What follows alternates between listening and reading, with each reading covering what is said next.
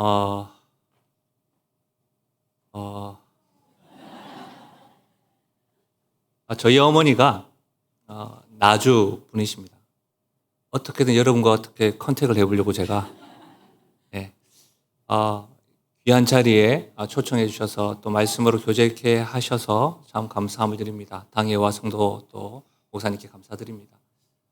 우리 옆에 분들에게 말씀을 같이 교제하기 전에 우리 이렇게 한번 인사하실까요?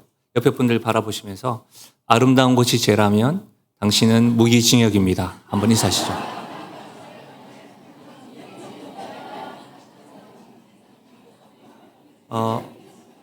사실 제가 이렇게 살짝 보니까 오늘 헌신 예배 하시는 분들은 기도로 준비했는지 이 인사에 대해서 아주 당연하지 이런 것 같고 다른 분들은 넘사스럽다 이런 표현도 있는 것 같은데요. 또 한 분, 두 분 정도는 너는 사망이야 이렇게 말씀하시는 분도 있는 것 같습니다. 실제로 저는 말씀 전할 기회가 있으면 이런 인사를 자주 나누는데 그 이유 중에 하나는 우리가 예배를 드리는 것은 하나님의 영광을 위해서 드리는 거거든요. 내가 은혜 받기 위함이 아니고 하나님의 하나님 되심으로 우리가 영광을 돌려드리기 위해서 예배를 드리는데 예배 드릴 때 우리가 은혜를 받았다라고 표현하는 것은 구원의 감격뿐만 아니라 우리의 사고가, 생각이, 가치가, 행동이 변하는 이 변화를 경험하는 것이죠. 그 변화 가운데 가장 먼저 변해야 될 건 뭐냐면 우리 시각입니다.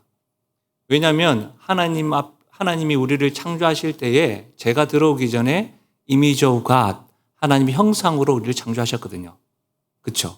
그러니까 죄가 들어와서 파괴가 되었고 관계가 흐트러졌고 그 관계를 회복시키기 위해서 예수 그리스도가 십자가에 달려 돌아가셔서 우리가 하나님 자녀가 된 거잖아요. 아멘이십니까?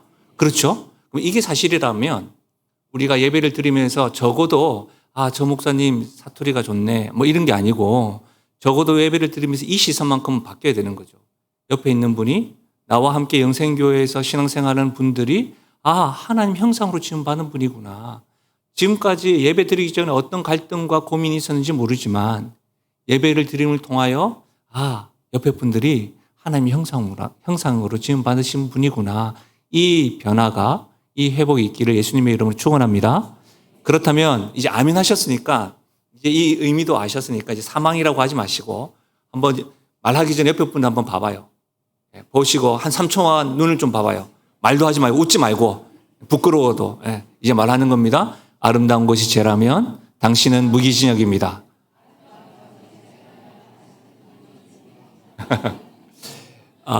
이 변화가 있으시기를 예수님의 이름으로 축원합니다. 저는 오늘 본문의 말씀을 가지고 무리와 한 사람이라는 제목으로 말씀을 나누겠습니다. 한번 좀 들어보셨죠? 이 팔레토 법칙이라고 하는 말이 있습니다. 쉽게 우리는 80대 20, 또 2대 8 법칙으로 불려지기도 합니다.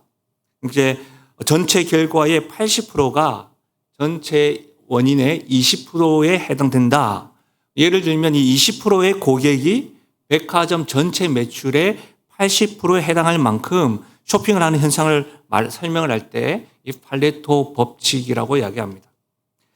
저는 이 팔레토의 법칙을 책을 통해서 보면 조직의 구성과 역할에 대해서 설명을 할 때도 소수의 20%의 인원이 그 회사의 이익을 80% 이끌어낸다라고 하는 형식으로 이야기하는 것을 들었습니다. 그러면 교회를 생각할 때도 저는 목사이니까 교회를 생각할 때도 이 팔레토의 법칙에 대해서 고민하게 되는 것이죠. 늘 소수의 20%가 교회나 조직을 이끌어 나가는 현상을 설명할 때도 이 팔레토의 법칙을 이야기하게 됩니다. 실제로 이것은 성경적으로도 의미가 있습니다. 하나님께서는 남은 자라고 해서 항상 창조적인 소수, 하나님의 말씀에 목숨을 거는 소수의 사람을 통해서 또 그들의 순교의 피를 통해서 이 교회가 세워지고 복음이 흘러가는 것을 보면 이 원칙은 우리들에게 적용이 되는 것이죠. 어떻게 생각하십니까? 혹 몇 분들은 얼토당토 않다라고 생각하십니까? 아니면 우리 영생교회도 그러한 것 같아. 소수의 몇 명이 이끌어 나가고 그 몇 명이 영향력이 큰 것 같아 라고 하십니까? 저는 제가 섬기는 교회도 그런 것 같습니다. 소수의 성도들이 한 20%의 성도들이 이렇게 힘을 다하는 것 같아요. 그러면서 한 가지 고민이 생깁니다. 왜 20%만 되어야 할까? 25%, 30%, 40%. 만약 그렇게 하나님이 쓰임 받고 하나님 손에 붙잡힌 사람들이 20%가 아니라 40%, 50%가 되면 교회뿐만 아니라 내가 속해 있는 조직이 더 건강하지 않을까? 그렇죠? 가족으로 이야기를 하더라도 한 사람의 영향력이 크지만 한 사람이 아니라 두 사람, 세 사람이 같이 영향력을 미치면 더 좋지 않을까 이런 생각을 하는 것이죠. 저는 이 팔레토의 법칙을 들을 때마다 일리가 있다고 생각되어집니다. 그래서 확신이 드는 것은 제가 섬기는 교회나 내가 만나는 성도들에게 20%에 꼭 속하기를 원합니다. 그리고 그 창조적인 소수가 되기를 부탁드립니다. 그리고 교회와 공동체에 대해서 말씀을 전할 때면 20%에만 머물고 만족하는 것이 아니라 이 창조적인 소수가 하나님께 헌신하는 소수들이 계속해서 훈련되어져서 제자로 생성되어지는 것들을 같이 꿈을 꾸며 나누고자 합니다. 저는 여러분 영생교회도 마찬가지예요. 실제로 저는 1부와 2부 예배를 드리지 않았고 또 이 자리에 청년들 몇 분이 계신데 또 군산에 수많은 교회가 있지만 영생교회가 그 20%에 속해서 이 영생교회의 영향력이 군산에 또 가까이에 익산에 전주에 이렇게 영향을 미치는 은혜가 있기를 예수님의 이름으로 축원합니다. 사랑하는 여러분, 오늘 말씀 이렇게 시작합니다. 1절에 보시면 예수께서 산에서 내려오시니 수많은 무리가 따랐다라고 말씀은 기록하고 있습니다. 예수님 산에서 무엇 하셨죠? 마태복음 8장입니다. 우리가 읽은 게 마태복음 5장부터 7장까지를 산상수훈이라고 합니다. 예수님께서 산에서 가르치셨다. 예수님이 산에서 설교하셨다라고 해서 산상수훈, 산상보훈이라고 이야기합니다. 대체로 산상수훈이라고 하면 많은 사람들이 팔복만을 기억합니다. 심령이 가난한 자. 그렇지 않습니다. 마태복음 5장에서부터 정확하게 이야기하자면 마태복음 5장 3절에서부터 7장에 이르기까지 한 통의 설교입니다. 그리고 8장 1절에 산에서 무리와 함께 내려오셨다. 그럼 예수님이 산에서 뭐 하셨다는 걸 알 수가 있어요? 설교하셨다는 겁니다. 설교하셨고 그 설교를 들은 사람들이 오늘 1절에 어떻게 되어 있어요? 수많은 무리가 따랐다라고 기록하고 있습니다. 그렇죠? 어렵지 않죠? 여러분, 수많은 무리들이 예수님을 따랐습니다. 왜요? 믿음이 있으니까 따랐겠죠? 이것을 보면 우리는 로마서 10장 17절에 믿음은 들음에서 나고 들음은 그리스도의 말씀으로 말미암는다. 이 말씀을 통해서 믿음이 어떻게 작동되어지고 생성되느냐? 말씀을 들음에서부터 난다는 겁니다. 그래서 기독교는 여러분 요즘에 AI가 있고 많은 변화가 있지만 기독교만큼은 이 강단에서 원맨 메신저가 선포합니다. 그리고 어떻게 해요? 많은 무리들이 말씀을 듣습니다. 이것은 저 목사의 설교가 아니라 하나님의 말씀을 우리는 듣기를 힘쓰는 겁니다. 왜요? 말씀을 들을 때에 그 말씀이 그리스도에 의한 말씀이라고 한다면 우리에게 무엇이 생기기 때문에? 믿음이 생기기 때문입니다. 사랑하는 여러분, 그래서 우리 가족들 가운데 믿음에 대해서 잘 모르시는 분들이 있다고 한다면 어떻게 됩니까? 어떻게 하든 말씀을 듣는 자리에 초청하는 겁니다. 그리고 말씀 대신 그리스도를 계속해서 소개하는 겁니다. 말씀 대신 그리스도와 함께하는 성도의 삶을 계속해서 보여주는 겁니다.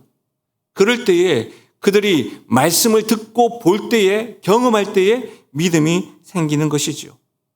끊임없이 말씀 앞에 서야 합니다. 오늘 헌신 예배라고 하였습니다. 헌신 예배라는 말은 헌신하기를 권면하고 도전하고 요청하고 또한 많은 성도들 앞에서 우리 여전도에 살아있습니다. 특성도하고 그런 거 아닙니까? 오늘 옷도 맞춰 입고 그렇죠? 네. 그런데 여러분 저는 여러분에게 다른 것 어떤 것보다 말씀 앞에 서기를 힘쓰시고 말씀 듣기를 힘쓰심으로 뭐예요? 다른 것 어떤 것보다도 믿음이 날마다 생성되고 믿음이 날마다 하나님 앞에서 작동되어지고 도전하는 은혜가 있기를 바랍니다. 사랑하는 여러분, 그래서 여러분 말씀을 듣는 일에 말씀에 배우는 일에 힘쓰셔야 됩니다. 이 자리에 제가 얼핏 보아도 제 어머니가 8학년 4반이십니다.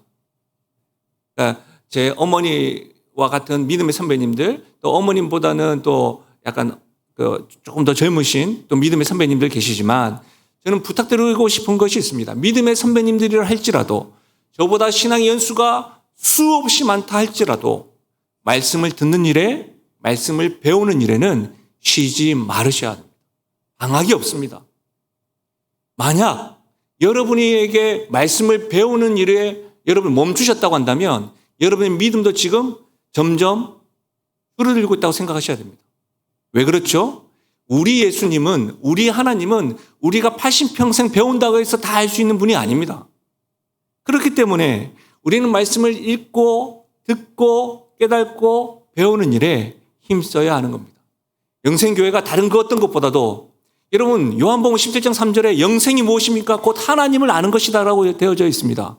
그러면 저는 이 영생교회 스토리를 다 모르지만 영생교회가 다른 그 어떤 것보다도 하나님을 아는 일에 1등이 되고 열심이고 말씀을 배우는 일에 최선을 다하는 은혜가 있기를 바랍니다. 인문학 좋습니다. 좋은 교양 좋습니다. 여러분 유튜브 많이 보시죠? 좋습니다. 그러나 다른 그 어떤 것보다 말씀을 듣는 일을 최우선으로 하십시오. 여러분 오늘 말씀에 보시면 수많은 무리들이 예수님의 진주와도 같은 말씀을 들었습니다. 산상수훈. 여러분 성경 어딜 봐도 아까 사도 바울의 설교도 있지만 여러분 예수님의 설교만큼의 설교가 성경에 없어요. 마태복음 5장에서부터 7장까지가 예수님의 설교예요. 핵심 전체적으로 보면 천국 백성이 가져야 될 삶의 태도에 대해서 천국 백성들이 가져야 할 태도에 대해서 계속해서 말씀하시고 계세요. 그러면 우리가 하나님, 예수님을 주로 영접한 하나님의 성도라고 한다면 우리는 마태복음 5장과 6장과 7장을 계속해서 반복해서 듣고 읽고 배워야 하는 것이지요. 그 진주와도 같은 말씀을 듣고 수많은 무리들이 지금 따르고 있는 거예요. 여러분, 수많은 무리들, 과연 그들이 누구일까요? 성경에는 수많은 무리들의 대상, 그 대상이 어떤 부류의 대상들이 참여했는지 잘 알 수 없습니다. 그러나 우리는 사복음서를 통해서 이 수많은 무리가 어떠한 사람이었는지를 짐작할 수가 있습니다. 요한복음 6장에 보면 오병이어 사건이 있습니다. 여러분 알다시피 어린아이 도시락을 통하여 예수님께서 전쟁에 나갈 만한 사람 5,000명을 먹이셨고 12바구니를 남겼습니다. 근데 여러분 제가 말씀드렸던 것처럼 오병이어 사건은 어린아이의 도시락을 통해서 그 이적을 행하셨습니다. 표적을. 그렇다면 예수님 말씀을 전하는 곳에는 어린아이도 있었다는 것을 알 수가 있습니다. 또 한 가지 마가복음 말씀에 보면 예수님이 설교할 때마다 병든 자와 귀신 들린 자 그리고 정서적으로 어려운 자 고침과 치료가 필요한 자들이 다 몰려들었었습니다. 그렇죠? 그렇다면 우리는 지금 산에서 예수님이 설교한 설교를 듣고 따르는 그 무리의 대상과 부류가 어떠한 사람이었는지 알 수가 있습니다. 짐작할 수 있습니다. 어린아이도 있었고요. 병든 자와 귀신 들린 자도 있었고요. 그리고 나이 드신 분, 믿음의 선배님들도 있었다는 것을 알 수가 있습니다. 맞죠? 어렵지 않죠? 그리고 여러분 오늘 2절에 한 나병 환자가 등장을 합니다. 한 나병 환자. 여러분 나병이 뭐죠? 문둥병자.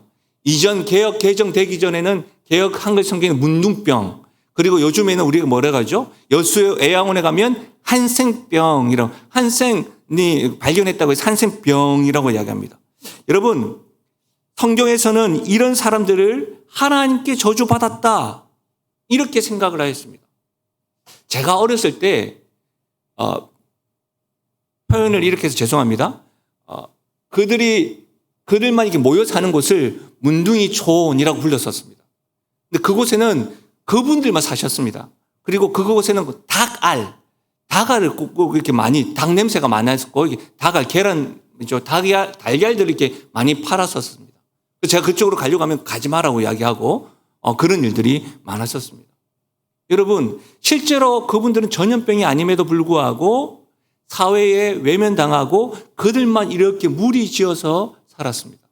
오래된 영화이지만 벤허라고 하는 영화에 보면 여러분 시간이 되어서 밥 먹을 시간이 되어서 종을 치는데 종을 쳐서 도르래를 통해서 저기 아래로 음식을 내려보냅니다. 그러면 동굴 곳곳에서 숨어있던 문둥병 환자, 한센병 환자들이 이렇게 나오는 것을 보게 됩니다.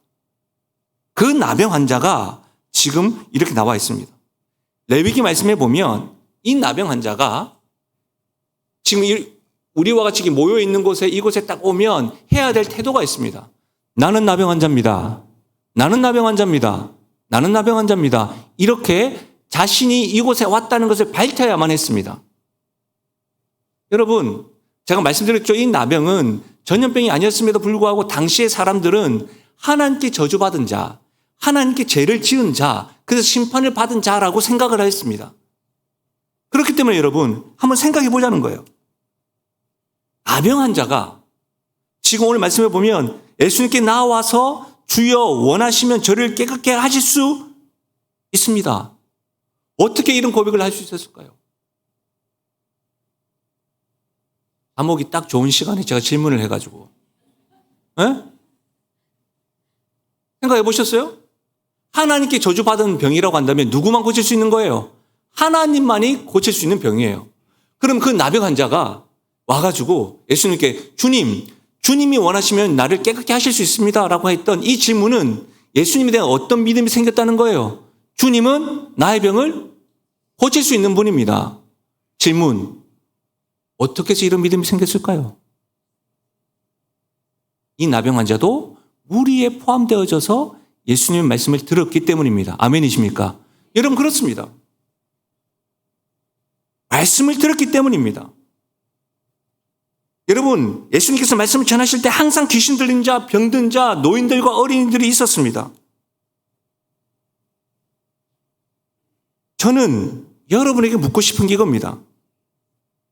이 나병 환자 역시도 수많은 무리들 사이에서 예수님 말씀을 듣고 그에게 믿음이 작동되어져서 자기의 병을 하나님이 고칠 수 있는 분이다라고 확신을 하고 무리를 중간에 가운데에 와서 예수님께 원하시면 나를 깨끗게 하실 수 있습니다. 예, 말씀을 들어서 그런 믿음이 생겼다는 거예요. 그렇다면 다시 한 번 더 질문. 무리 가운데는 예수님의 능력, 예수님의 고치심의 그 능력 경험할 사람이 나병 한 사람뿐이었을까요? 또 다른 병자들이 있었을까요? 또 다른 병자들도 있었겠죠. 그런데 어떻게 한 사람만 나왔을까요? 이것이 오늘 오후 예배를 드리고 있는 우리들에게 하나님께서 저를 통해서 우리 모두에게 도전하는 말씀입니다. 아무리 좋은 말씀이라고 하더라도 말씀 듣는 것으로만 끝나면 안 된다는 말입니다. 예수님의 진주와 같은 말씀을 듣고 수많은 무리로 예수님을 따를 수 있습니다. 그러나 나의 이 질병, 나의 이 문제, 내가 가지고 있는 고심과 관심과 나의 이 고민을 고칠 수 있는 분은 예수님밖에 없습니다라고 하는 그 믿음이 작동되어져서 예수님 앞에 나오는 한 사람, 그 한 사람은 항상 소수라는 겁니다. 이 강단에서 얼마나 귀한 말씀이 전해졌겠습니까? 교회에 30년, 40년, 50년 이 강단에서 눈물 흘리시면서 이 교회를 지켜오신 성도 여러분, 믿음의 선배 여러분, 여러분 때문에 이 지역에 이 교회가 건강히 세워진 건 맞지요. 그러나 다시 한 번 더 도전드립니다. 말씀을 듣는 것으로만 따르는 수많은 무리로만 있으면 안 된다는 겁니다. 좋은 말씀을 듣고 따라다니는 무리에 속하여 있는가? 아니면 그 말씀을 듣고 주님을 따르는 한 사람인가? 오늘 짧은 이 시간에 여러분 스스로 질문해 보시고 도전해 보십시오. 여러분 생각해 보세요. 만약 우리가 지금 예배드리는 이 자리에 나병 환자가 이 자리에 왔다고 생각해 봐요. 그러면 영생교회 성도님들은 다 믿음 좋아가지고 이거 오세요. 여기 앉으세요. 1층에 좋은 아이스크림 하나만 먹으라고 했는데 2개, 3개 가져왔어요. 드셔보세요. 이렇게 하실 것 같으세요? 저는 그렇게 하실 것 같아요. 근데 일반적으로 나병 환자는 하나님께 저주받은 병이고 전염병은 아니지만 뭉그러지고 무섭단 말이죠. 그러면 우리 모두 혹시라도 내 옆에 앉을까 봐 겁내하고 이렇게 뒷걸음질치고 혹시라도 저런 분들이 왜 우리 교회에서 식사를 하냐 이런 생각을 하진 않겠냐 이 말입니다. 그런데 오늘 여러분 3절 말씀 같이 한번 읽어볼까요? 3절입니다. 같이 읽겠습니다. 시작.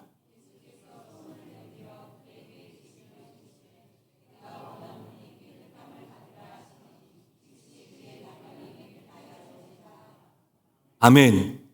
여러분 우리는 그럴 것 같은데 예수님께서 어떻게 해요? 가까이 가셔서 어떻게 했습니까? 손을 대십니다. 여러분, 이것이 예수님이에요. 선한 사마리안 비유에서 모두가 다 예배를 드리고 돌아오는 길에 강도 만난 자, 피 흘리는 자, 제사장들이 율법적으로 그들을 사랑해야 되는지 몰랐을까요? 알았습니다. 그러나 피를 가까이 하면 부정하다는 것을 알고 가까이 하지 않았지 않습니까? 나병한 자가 오면 가까이 하면 나도 부정한 자로 도장 찍힐 것을 다 알고 있는데 예수님 어떻게 하십니까 지금? 손을 대신다는 사실. 그러고 뭐라고 이야기하십니까? 내가 원하노니 깨끗함을 받으라 하신대. 신앙생활을 오래 하더라도 우리는 스스로 우리의 종교생활과 우리 율법으로 인하여 우리 스스로 어느 정도의 선을 그어놓고 또 거리를 두면서 사랑을 표현을 하고 말씀에 순종하려고 하는데 예수님이 어떻게 하셨냐고요? 손을 대신다. 그리고 내가 원하노니 깨끗함을 받으라. 이 예수님이 나의 예수님이라고 한다면 사랑하는 여러분, 여러분이 입으로 표현할 수 없는 여러 가지 문제들과 근심과 걱정과 염려들을 예수님께서 손대시지 않으시겠습니까? 그리고 예수님의 그 터치함 가운데에 내가 원하노니 깨끗함을 받으라. 이 음성이 여러분의 귓가에 심령에 울려 퍼지기를 예수님의 이름으로 축원합니다. 사랑하는 여러분, 한 사람으로 있는 것보다 무리로 있는 것이 더 쉽습니다. 꼭 기억하십시오. 예배만 드리고 돌아가는 것이 쉽지 아침 일찍부터 와서 헌신하고 봉사하고 하는 것이 더 어렵습니다. 말씀을 듣고 은혜 받았다 하고 신앙생활하는 것이 쉽지 말씀을 듣고 은혜 받은 후에 가정에 가서나 직장에서나 가게에서나 일상생활 속에서 그 말씀대로 살아가는 한 사람으로 살아가는 것이 어렵습니다. 그러나 명심하십시오. 한 사람으로 살아가는 자들에게만 예수님의 터치를 경험하고 예수님이 내가 원하노니 깨끗함을 받으라 하시니 그와 같은 말씀의 은혜들을 경험한다는 사실입니다. 이것입니다. 여러분, 제가 외국에 잠깐 있었거든요. 전혀 그렇게 보이지 않지만 제가 대학원을 나왔죠. 대학원을 제가 3개를 공부했거든요. 그리고 또 뭐 지금도 박사과정에 공부하고 있고. 근데 여러분 여전히 외국에 가면 어려운 게 뭔지 아십니까? 영어예요, 영어. I'm a boy. Oops. 뭐 이런 건 잘해. 실제로 책으로 영어를 많이 보고 하지만 직접 외국인을 만나면 파든 조금만 천천히 이야기해달라고 막 이야기도 하고 잘 몰라서 sorry. 요즘에는 또 영어를 잘 안 해도 뭐 팝하고 있더라고 다시 한번 말해달라고 스마트폰 가지고 이렇게 하기도 합니다. 근데 여러분, 제가 이제 공부를 하기 위해서 외국에 갔었을 때 제 개인 튜터가 저에게 뭘 연습시켰냐면 How are you? Fine, thank you. And you? 이렇게 하는데 How are you? 그거를요. 쇼핑몰에 가가지고 가게에 숨을 곳에 가서 저보고 How are you만 계속 하고 오라는 거예요. How are you? 여러분, How are you 우리 잘 알잖아요? 근데 여러분, 분명히 알고 있는 그 단어 How are you? 그 문장을 How are you를 20번 연습을 하니까 제 입에 붙더라고요. 제가 가장 영어를 잘하는 게 How are you예요.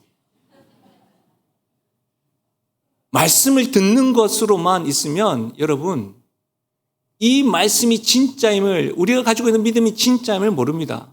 그래서 때로는 하나님께서 우리들에게 우리의 믿음을 로마서 5장 말씀처럼 단단하게 하기 위해서 연단이라는 것을 더하실 때도 있습니다.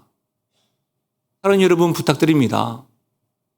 좋은 말씀을 듣는 무리로만 있지 말고 그 말씀을 듣고 우리 주님이 나에게 손대어 주시고 주님이 나보다 나를 더 깨끗하게 되기를, 내가 잘 되기를, 내가 복 받기를, 내가 은혜를 누리기를 원하시는 주님의 마음을 알고 한 사람으로 서기를 간절히 부탁드립니다. 그렇다면 여러분, 이와 같은 주님의 손대심을 경험한 사람들은 어떤 태도를 하는 줄 아세요? 나도 손대는 담대함이 생깁니다. 여러분 사도행전 3장에 보면 굉장히 재미난 말씀이 있습니다. 시몬 베드로와 요한이 성전 미문에 갔는데 안진뱅이가 있는 거예요. 여러분 기도하는 시간에 올라갔습니다. 유대인들은 3번 기도하러 가거든요. 실제로 시몬, 베드로, 요한이 3번 기도하러 갔는데 여러분 이전에는 경험하지 못했다가 이제 그 안진뱅이가 눈에 보이는 겁니다. 왜요? 사도행 2장에 보면 성령 충만을 받은 이후에 눈이 열리기 시작하는 겁니다. 그래서 보이는 겁니다. 근데 여러분 어떻게 합니까? 은과 금은 내게 없거니와 내게 있는 것으로 내가 걸어라. 낯선 예수의 이름으로. 멋진 말 아닙니까? 우리 한 번쯤 이런 기도하고 싶잖아요. 내가 낯선 예수의 이름으로 명하노니 일어날지어다 하며 아멘 하고 넘어지고 막 이렇게 목사님 손 좀 잡고 이런 거 저는 꿈꿔보는데 그런 일은 전혀 일어나지 않더라고요. 근데 여러분 보십시오. 사도행전 3장을 가만히 한번 보십시오. 우리가 보통 교회 다니면서 가장 자주 반복하는 말이 뭐예요? 기도하겠습니다 주사님, 기도하겠습니다 권사님, 기도하겠습니다 장로님, 이런 말 많이 하잖아요. 내가 나사렛 예수의 이름으로 일어날 줄로 믿습니다. 아멘. 믿습니다. 아멘. 이런 말 많이 하잖아요. 근데 여러분 시몬 베드로가 내가 나사렛 예수의 이름으로 일어나 걸어라 라고 하고 사도행전 3장에 보시면 어떻게 해요? 손을 잡고 이렇게 세워요. 여러분 한번 상상해 보자고요. 말씀 안에서 상상해 보자. 만약에 손을 잡고 이렇게 세웠는데 안진뱅이가 안 일어나고 한다고 상상해 봐요. 어? 이게 무슨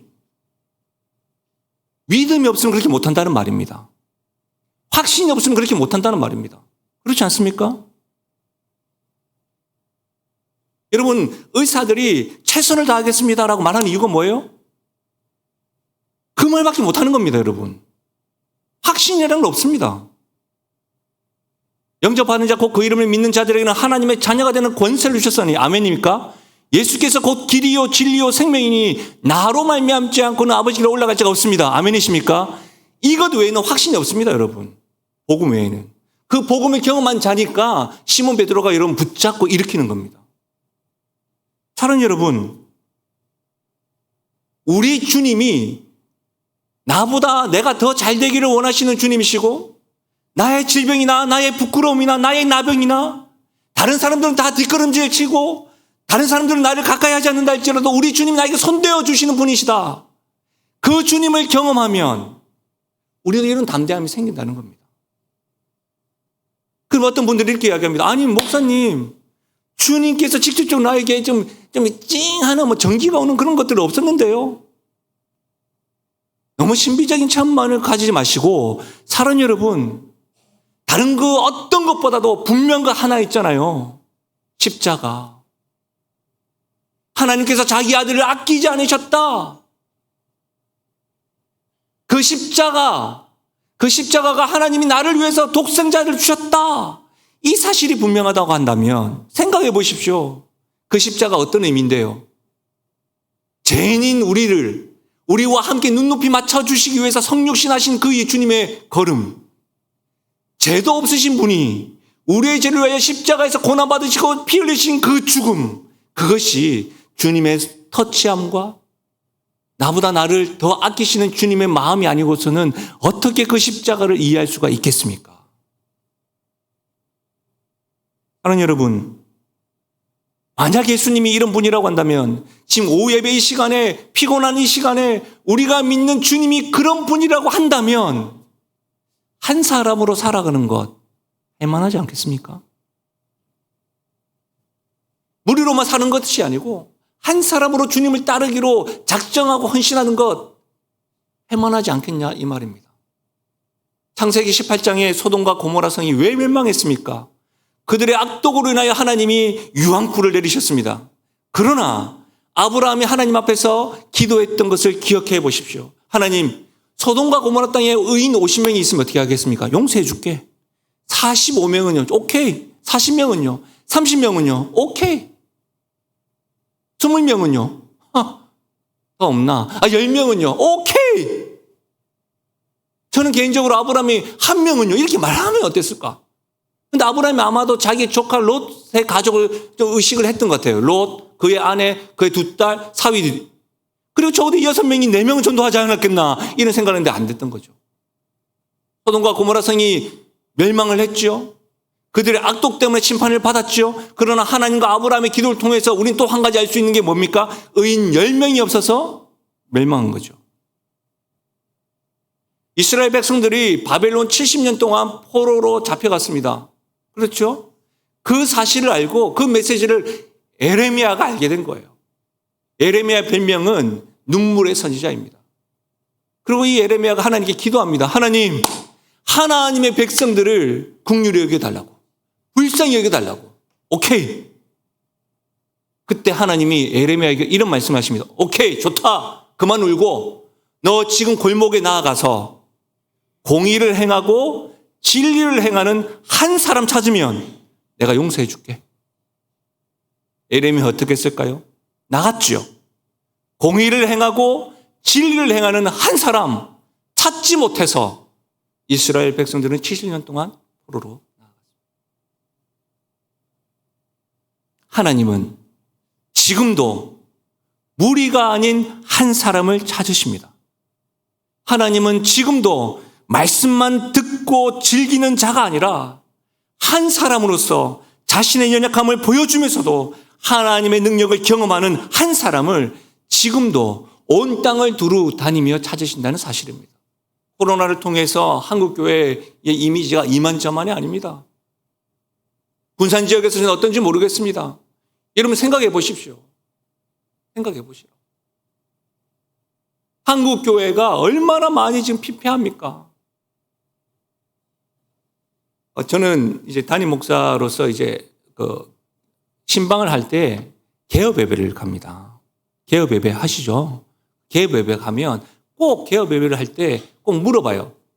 목사님, 장로님, 권사님 어떻게 되길 원해요? 하면 꼭 목사님 잘 되면 좋겠어요. 이렇게 그래요. 잘 되면 좋겠는데 좀 더 구체적으로 이야기해봐요. 그냥 잘 되면 좋겠어요. 제가 뭐라고 묻냐면 월 얼마요? 월 얼마? 연 매출 얼마 벌었으면 좋겠습니까? 뭐 이렇게 제가 구체적으로 물어봐요. 그러면 부끄럽는데 꼭 그런 이야기하라고. 그래서 최근에 제가 기업 예배 갔는데 처음에는 11조를 우리 교회에서 최고 많이 하는 사람 되고 싶다고 하더라고요. 내가 아멘 했는데 제가 이렇게 물었어요. 좀 더 구체적으로 이야기해봐요. 11조를 1,000만 원 하고 싶다는 거예요. 제가 기도를 하기 전에 한 가지 묻겠습니다. 제 질문이 좀 많습니다. 그래서 물었어요. 집사님, 요 근방에 집사님과 비슷한 업종이 많지요? 예, 많습니다. 경쟁 업종이지요? 하더라고요.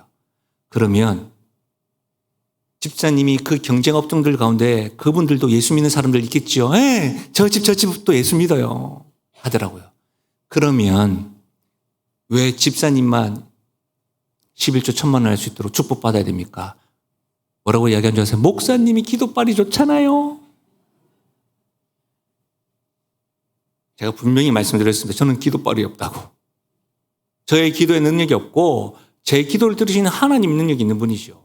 근데 제가 이렇게 물었습니다. 예, 집사님. 하나님이 보시기에 여기도 예수 믿는 사람, 저기도 예수 믿는 사람, 저기도 교회 다니는 사람, 여기도 교회 다니는 사람인데 수많은 사업가 가운데 집사님만 축복해야 될 이유가 무엇이 있습니까? 군산의 수많은 교회 가운데 하나님이 영생교회에만 성장과 성숙과 부흥을 허락해야 될 이유가 어디 있습니까, 여러분? 무리가 아니라 주님만이 우리의 능력이요, 구원이요, 구원자요, 주님만이 우리를 치유하시는 분이요, 주님만이 성령이 나타나지 않을까봐 벌벌 떨고 심히 두려워하는 그런 교회가 영생교회, 한 교회라고 한다면 하나님께서 이곳에 손대해 주시고 내가 원하노니 깨끗함을 받으라는 그 은혜가 있지 않겠습니까? 수많은 사람들 가운데 여러분은 무리로만 있겠습니까? 한 사람은 있겠습니까? 아니요. 한 사람이 고달프다고요? 그 한 사람에게 집중하시고 주목하시고 능력을 베푸시는 예수님이 어떤 분인 줄 알면 한 사람을 사는 것 좀 쉽지 않겠습니까? 하나님은 항상 말씀에 순종하는 한 사람을 통해 일하십니다. 그것 아십니까? 한 사람이 죄를 범해서 온 땅에 죄가 들어왔고 한 사람인 예수님이 순종해서 우리들에게도 구원이 왔다는 사실입니다. 그래서 지금도 예수님은 당신에게 목숨을 걸고 말씀을 듣고 순종하는 한 사람을 찾으십니다. 성경 어딜 봐도 그런 한 사람에게 역사하신다는 사실입니다. 말씀을 마무리하겠습니다. 예전에 밸런스 게임이라는 것이 있었습니다. 이 밸런스 게임은 이것입니다. 둘 중에 하나를 선택하는 겁니다. 예를 들면 이것입니다. 여러분 저녁에 짬뽕 드시겠습니까? 짜장면 드시겠습니까? 두 개 중에 하나 선택하는 겁니다. 속으로 선택하고 있죠. 제가 군산에 아주 유명한 떡갈비를 먹고 왔는데 여러분 떡갈비를 드시겠습니까? 암합을 드시겠습니까? 뭐 이런 거 결정하는 거예요. 근데 여러분 이것은 약간 좀 어렵잖아요. 조금 더 어려운 결정을 한번 해보십시오. 저는 김상우입니다. 여러분은 배우 정우성의 외모로 사시겠습니까? 저의 외모로 사시겠습니까? 어렵지 않죠, 이 질문은. 다 저의 외모로 사시겠다고요? 그건 거짓말입니다. 저도 싫습니다. 어렵지 않죠. 무리로 사시겠습니까? 한 사람으로 사시겠습니까? 이것이 어려운 이유는 예수님이 한 사람에게 손대어 주시고 내가 원하노니 깨끗함을 받으라 하신데 깨끗할지어다 라고 하는 이런 분이라는 것을 아신다면 무리로 사는 것보다 한 사람으로 사는 것이 쉬운 길입니다. 여러분의 인생의 해석은 상황으로 해석하는 것이 아니라 나의 인생에 예수님이 계신가? 내가 믿는 예수님이 어떤 분이신가? 예수님으로 인하여 여러분 인생을 해석할 때에 무리가 아닌 한 사람으로 살아갈 수 있는 것이죠. 우리 모두가 다 다시 한 번 더 만날 때에 언제 만날지 모르지만 저 천국에서나 다시 만날 때에는 한 사람으로서 주님을 잘 따라노라고 같이 결단하고 고백하고 간증할 수 있는 우리 모두가 되시기를 예수님의 이름으로 축원합니다. 우리 시간에 잠깐 말씀을 생각하면서 기도 한번 하실까요? 여러분